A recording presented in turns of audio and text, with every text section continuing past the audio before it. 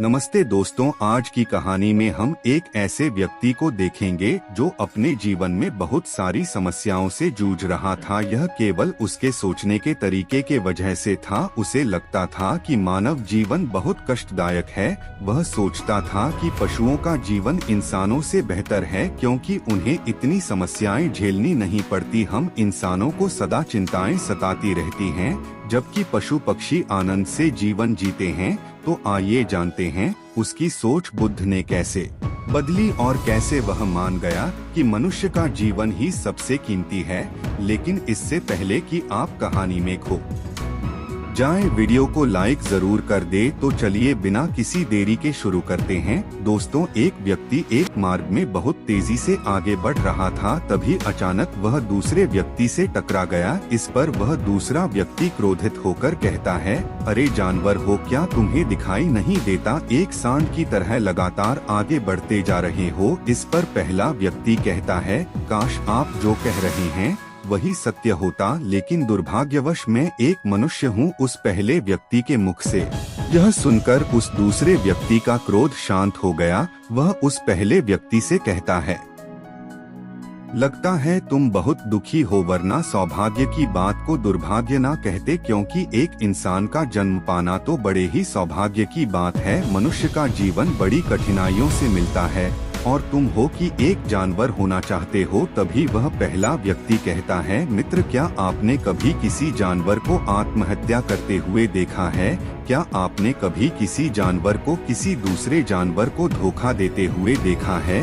क्या आपने किसी जानवर को अपने अतीत या फिर अपने भविष्य के लिए परेशान होते हुए देखा है? ऐसे में मनुष्य का जीवन भला सौभाग्य की बात कैसे हो सकती है? इससे अच्छा तो पशुओं का जीवन ही है। हम मनुष्य तो पशुओं से भी गए गुजरे हैं। उस पहले व्यक्ति की यह सारी बातें सुनकर वह दूसरा व्यक्ति कहता है, लगता है तुम बहुत दुखी हो, तुम्हारे जीवन में बहुत बड़ी समस्या आ पड़ी है। यदि ऐसा है तो तुम्हें इसका समाधान महात्मा बुद्ध के पास मिल जाएगा, तो वहाँ जाओ। तभी पहला व्यक्ति कहता है कि कौन है? क्या कोई साधु है, महात्मा है, ऋषि मुनि है, पंडित हैं? अगर वह इनमें से हैं, तो इनमें से कोई भी मेरी मदद नहीं कर सकता। मैं ऐसे कई लोगों से मिल चुका हूँ और इनके पास मेरी समस्या का कोई समाधान नहीं है। इस पर वह दूसरा व्यक्ति कहता है, वह इनमें से तो नहीं है, लेकिन वह क्या है यह मैं भी नहीं जानता। बस मैं इतना ही जानता हूँ कि जो भी उनके पास जाता है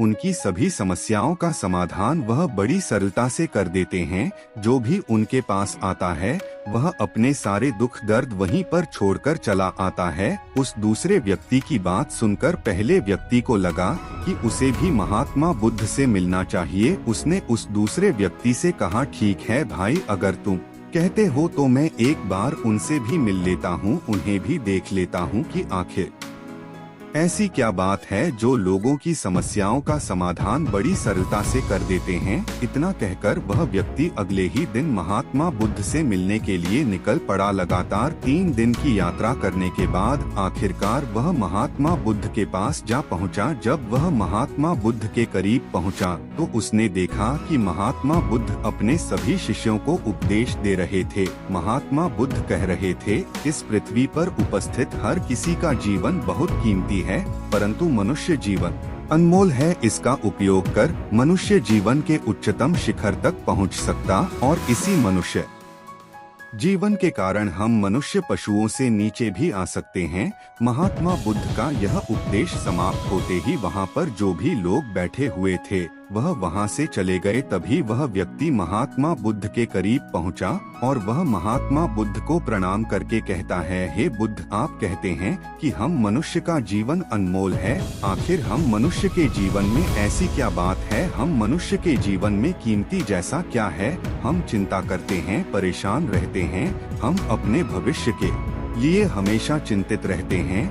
ऐसे ही हजारों प्रकार की समस्याएं हम मनुष्य के जीवन में चलती रहती हैं। लेकिन आप क्या जाने, आप तो एक साधु हैं। आपने तो यह सारी चीजें त्याग दी हैं और इसीलिए शायद आप यह सारी बातें बड़ी आसानी से कह सकते हैं। मुझे तो यही लगता है कि मनुष्य का जीवन बहुत ही कठिन है, हमें इसे समाप्त कर लेना चाहिए। आपने कभी किसी पशुओं को देखा है? ना तो वह चिंता करते हैं, ना ही उन्हें किसी तरह की तकलीफ होती है, ना ही वह कोई परेशानी में रहते हैं। वह तो अपना जीवन मौज मस्ती में जीते हैं, ना ही उन्हें अपने भूतकाल की चिंता होती है और ना ही भविष्य की। ना ही वह किसी को धोखा देते हैं और ना ही किसी से शिकायत करते हैं।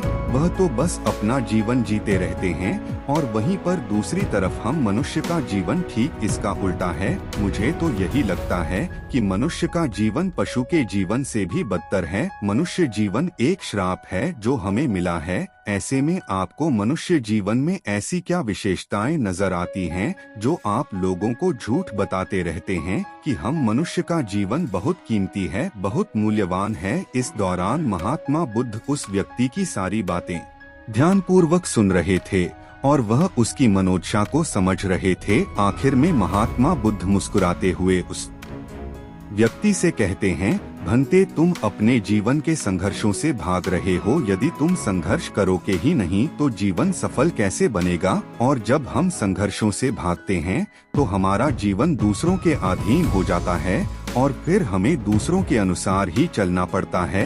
इसलिए हमें अपने जीवन के लिए संघर्ष तो करना ही पड़ता है। महात्मा बुद्ध के मुख से यह सुनकर वह व्यक्ति बहुत अचरज में पड़ गया। उसने तुरंत ही महात्मा बुद्ध को प्रणाम किया, उनके चरणों में जा गिरा और उनसे कहने लगा, हे बुद्ध, आपको कैसे पता चला कि मैं अपने जीवन में संघर्षों से भाग रहा हूँ, उनसे बचना चाहता हूँ? मेरे जीवन में जब भी कोई समस्या खड़ी होती है तो मैं उसका सामना नहीं कर पाता, बल्कि मैं उसे छोड़कर भाग जाना चाहता हूँ। आगे महात्मा बुद्ध उस व्यक्ति से कहते हैं, तुम्हें लगता है कि पशुओं का जीवन हमसे लाख गुना अच्छा है क्योंकि वह अपना जीवन खुद समाप्त नहीं कर सकते, क्योंकि वह किसी को धोखा नहीं देते और ना ही आने वाले भविष्य की चिंता करते हैं। इसका मतलब यह तो नहीं कि पशुओं के जीवन में कोई संघर्ष नहीं है। पशुओं के जीवन में तो जन्म से लेकर मृत्यु तक संघर्ष ही होता है। जब वह छोटे होते हैं तो उनकी जान को खतरा होता है, वे अपनी जान बचाने के लिए संघर्ष करते हैं। जैसे जैसे बड़े होते हैं तो उन्हें अपना पेट भरने के लिए संघर्ष करना पड़ता है, फिर चाहे उनके सामने कोई भी क्यों ना हो, फिर चाहे उनके सामने कितनी भी बड़ी परिस्थितियां क्यों ना हो, वे संघर्ष करने से कभी पीछे नहीं हटते। लेकिन हम मनुष्य छोटे छोटे संघर्षों से डर जाते हैं। अगर हम उन पशुओं की तरह अपने जीवन में संघर्ष करने लगे तो मनुष्य का जीवन अपने आप ही सफल हो जाएगा। इतना संघर्ष अगर एक मनुष्य अपने जीवन में कर ले तो वह जो चाहता है वह कर सकता है, उसे पा सकता है।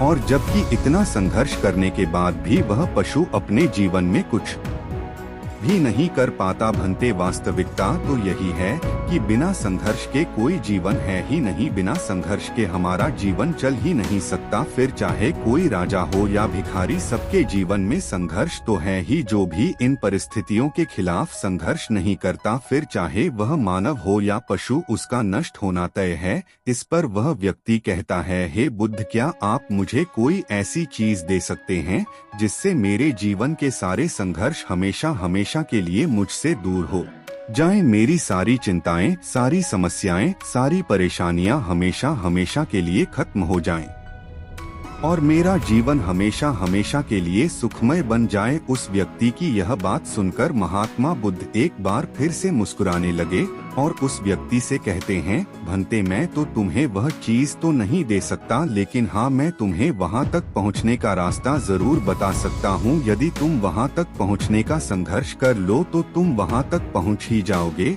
और तुम्हें वह चीज मिल जाएगी। लेकिन मेरी एक बात और याद रखना कि इसका अर्थ यह भी नहीं है कि इसके बाद से तुम्हारे जीवन में परेशानियां या फिर समस्याएं आनी बंद हो जाएंगी। तुम्हारे जीवन में परेशानियां और समस्याएं तो आती ही रहेंगी, लेकिन उनका प्रभाव तुम पर बहुत कम हो जाएगा। तुम्हारे जीवन में दुख और समस्याएं तो आएंगी, लेकिन वह तुम्हें छू नहीं पाएंगी। और ऐसी अवस्था में चाहे तुम्हें कोई कितना भी दुख देने का प्रयास क्यों ना करे, तुम्हें चाहे कोई कितना भी धोखा देने का प्रयास क्यों ना करे, तुम्हें कभी भी धोखा नहीं मिलेगा। सब कुछ तुम्हारे पास ही होगा, लेकिन फिर भी वह तुमसे दूर रहेगा। महात्मा बुद्ध की यह बात सुनकर व्यक्ति महात्मा बुद्ध के सामने दोनों हाथ जोड़कर महात्मा बुद्ध से कहता है, हे बुद्ध, बताइए वह चीज क्या है और मुझे कब मिलेगी। मैं उस चीज को पाने के लिए कुछ भी कर सकता हूँ। मैं अपना पूरा प्रयास लगा दूंगा, लेकिन उस चीज को हासिल करके ही दम लूंगा। इस पर महात्मा बुद्ध ने उस व्यक्ति से कहा, सोच लो भंते, एक बार यदि तुमने रास्ता शुरू कर दिया तो तुम्हें उस रास्ते पर चलते ही रहना होगा जब तक कि तुम अपनी मंजिल को पाने ही लेते, और यह रास्ता अत्यंत संघर्षों से भरा होगा। क्या तुम अपनी मंजिल तक पहुंच पाओगे? इस पर व्यक्ति कहता है, हाँ, मुझे वह मार्ग बताइए, मैं उस पर चलूंगा। मैं अपनी अंतिम सांस तक संघर्ष करूंगा। लेकिन महात्मा बुद्ध कहते हैं, सुनो, उस चीज का नाम है शांति, जो तुम्हारे मन के भीतर गहराइयों में है। जैसे यह समुद्र की लहरें ऊपर से तो बड़ी तीव्र नजर आती हैं और उछाल मारती हैं, जिन्हें देखकर हमारा मन घबरा जाता है, परंतु ठीक इसी के विपरीत उसकी गहराई में वह बहुत ही शांत होता है। और ठीक इसी प्रकार हमारे मन की गहराइयों में भी वह शांति छिपी हुई है। तुम्हें अपने मन की गहराइयों में उस शांति को खोजना होगा, उस शांति के लिए संघर्ष करना होगा। और अगर तुम रास्ते से नहीं भटके तो जैसा मैंने तुम्हें कहा है वह सब तुम्हें मिलेगा जो तुम चाहते हो। महात्मा बुद्ध के मुख से यह सुनकर वह व्यक्ति कहता है, हे तथागत, मैंने तो सोचा था कि आप मुझे कोई ऐसी वस्तु बताएंगे जिसे मैं किसी भी हालत में खोज लूंगा और उसके बाद मेरा जीवन सुखमय बन जाएगा। इस दुनिया में ऐसी कोई चीज जिसे खोजा नहीं गया उसे तो खोज जा सकता है, लेकिन मैं अपने मन के भीतर कैसे जा सकता हूँ? वहाँ भला कौन सा मार्ग जाता है? वहाँ भला ऐसी कौन सी सवारी जाती है जिस मार्ग पर मैं चलकर या फिर उस सवारी के द्वारा वहाँ तक पहुँच सकता हूँ? इस पर महात्मा बुद्ध मुस्कुराने लगे और उस व्यक्ति से कहते हैं, अंते वहाँ पर कोई सवारी नहीं जाती और न ही वहाँ पर मनुष्य पैदल जा सकता है। फिर भी वह एक मार्ग है और उस मार्ग पर चलना ही पड़ता है। इस पर वह व्यक्ति कहता है, हे बुद्ध, तो आप मुझे बताइए, मैं उस मार्ग पर चलकर कैसे अपने मन के भीतर कि उस शांति को खोज सकता हूँ? इस पर महात्मा बुद्ध ने कहा, इस दुनिया में सबसे शक्तिशाली क्या है? इसका जवाब देते हुए वह व्यक्ति कहता है, हे बुद्ध, इस दुनिया में सबसे शक्तिशाली चक्रवर्ती सम्राट है, जिसके पास असीम शक्ति है, जिसके पास सब कुछ है, उसके पास किसी चीज की कोई कमी नहीं। इसके जवाब में महात्मा बुद्ध कहते हैं, नहीं, इस दुनिया में सबसे शक्तिशाली चीज है इच्छा, और यही इच्छा सकता है। फिर भी वह एक मार्ग है और उस मार्ग पर चलना ही पड़ता है। इस पर वह व्यक्ति कहता है, हे बुद्ध, तो आप मुझे बताइए, मैं उस मार्ग पर चलकर कैसे अपने मन के भीतर की उस शांति को खोज सकता हूँ? इस पर महात्मा बुद्ध ने कहा, इस दुनिया में सबसे शक्तिशाली क्या है? इसका जवाब देते हुए वह व्यक्ति कहता है, हे बुद्ध, इस दुनिया में सबसे शक्तिशाली चक्रवर्ती सम्राट है, जिसके पास असीम शक्ति है, जिसके पास सब कुछ है, उसके पास किसी चीज की कोई कमी नहीं। इसके जवाब में महात्मा बुद्ध कहते हैं, नहीं, इस दुनिया में सबसे शक्तिशाली चीज है इच्छा, और यही इच्छा दुनिया को चला रही है। जो कोई भी कुछ भी कर रहा है वह उसकी इच्छा का ही परिणाम है, उसका कर्म है, सब कुछ उसकी इच्छा के अनुसार ही चल रहा है।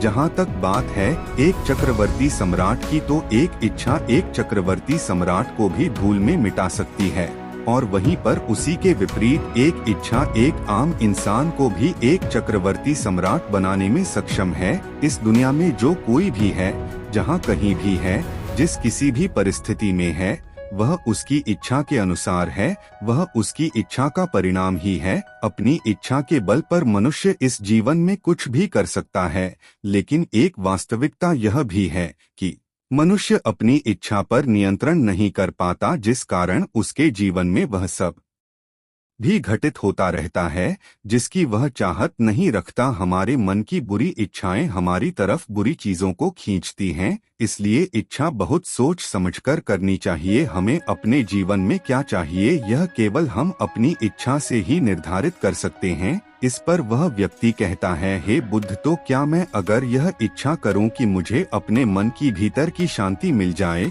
तो क्या वह मुझे मिल जाएगी? तभी महात्मा बुद्ध कहते हैं, भंते, इस दुनिया में सबसे शक्तिशाली इच्छा अवश्य ही है, परंतु फिर भी मनुष्य न जाने अपने जीवन में तरह तरह की इच्छाएं पालता है, लेकिन वह सारी इच्छाएं उसकी पूर्ण नहीं हो पाती। जानते हो क्यों? क्योंकि उस इच्छा को पूरा करने के लिए एक और चीज की आवश्यकता पड़ती है, और वह एक चीज की कमी मनुष्य के जीवन में हमेशा बनी रहती है। क्या तुम उसके बारे में जानते हो? इस पर वह व्यक्ति कहता है, नहीं बुद्ध, मैं नहीं जानता वह क्या चीज है।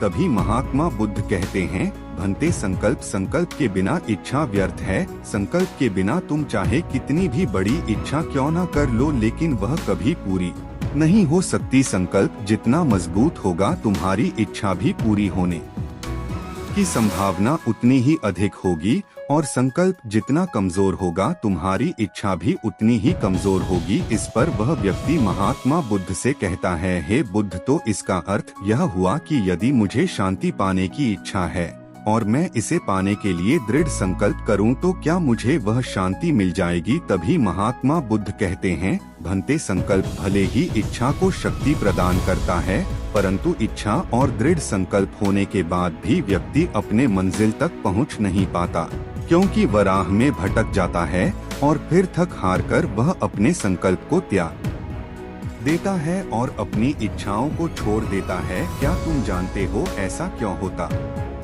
है? इस पर वह व्यक्ति कहता है, हे बुद्ध, मुझे नहीं पता। तभी महात्मा बुद्ध कहते हैं, क्योंकि किसी भी मार्ग पर चलने के लिए उस मार्ग के ज्ञान का होना बहुत आवश्यक है, और यह ज्ञान हमें उस मार्ग पर चलकर ही मिल सकता है, न कि केवल बैठकर सोचने से। और जब हम उस मार्ग पर चलते हैं तो हमें छोटी मोटी दिक्कतें, समस्याएं, परेशानियां आती ही रहती हैं, और हम उन छोटी छोटी समस्याओं में फंस कर रह जाते हैं और हमारा संकल्प टूट जाता है। हमारी इच्छाओं छोटी छोटी समस्याओं के सामने कमजोर पड़ जाती है और हम उन समस्याओं के सामने घुटने टेक देते हैं, हार मान लेते हैं, और हमारा पूरा का पूरा जीवन फिर उन्हीं समस्याओं के इर्द गिर्द घूमता रह जाता है और हमारा पूरा जीवन वहीं पर समाप्त हो जाता है। इस पर व्यक्ति कहता है, हे बुद्ध, मैं आपकी बातों को समझने का बहुत प्रयास कर रहा हूँ, लेकिन मुझे आपकी सारी बातें समझ नहीं आ रही। कृपया करके आप मुझे साफ और स्पष्ट तौर पर समझाने का प्रयास करें। तभी महात्मा बुद्ध ने उस व्यक्ति से कहा, भंते, मान लो कि तुम्हें किसी गाँव में जाना है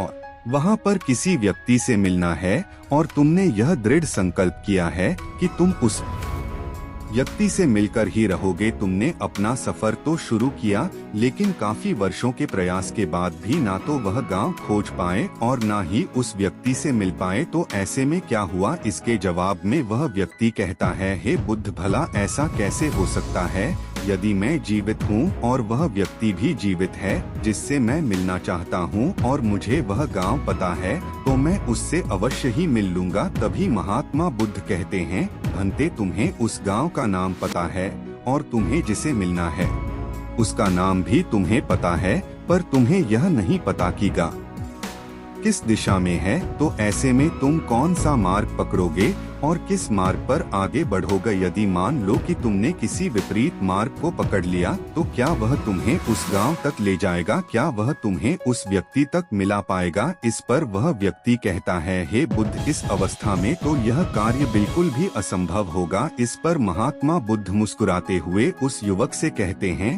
भंते, मैं कब से यही तुम्हें समझाने का प्रयास कर रहा हूँ। हमारी इच्छा संकल्प होने के बाद भी हमें सही मार्ग का ज्ञान होना आवश्यक है। शांति को खोजने का जो मार्ग गहन वह ध्यान और ध्यान भीतर होता है, बाहर नहीं। जब तुम अपने भीतर की शांति को खोजने के लिए ध्यान के मार्ग पर आगे बढ़ो कि अपनी इच्छा की पूर्ति के लिए तुम उस मार्ग पर आगे की ओर बढ़ते चलोगे, तो हो सकता है कि तुम्हारी राह में छोटी छोटी मुसीबतें, दिक्कत या तकलीफ आए, लेकिन तुम्हें उन समस्याओं का सामना करना ही पड़ेगा। तुम्हें उनसे लड़ना होगा, उनसे संघर्ष करना ही होगा कि वह मार्ग तुम्हारे लिए बिल्कुल नया है। और पहली बार जब हम किसी मार्ग पर आगे बढ़ते हैं तो हमें यह नहीं पता होता कि अगला पड़ाव क्या होगा और आगे कौन सी कठिनाइयां आने वाली हैं। हमें तो वहां पर जाने के बाद ही पता चल पाएगा। वहीं पर दूसरी तरफ जो मनुष्य इन छोटी छोटी दिक्कतों में नहीं फंसता, वह अपने संकल्प पर दृढ़ बना रहता है। अपने जीवन में वह सब कुछ पा लेता है जो वह चाहता है और अपनी मंजिल पर पहुंचकर उसे असीम शांति भी मिलती है।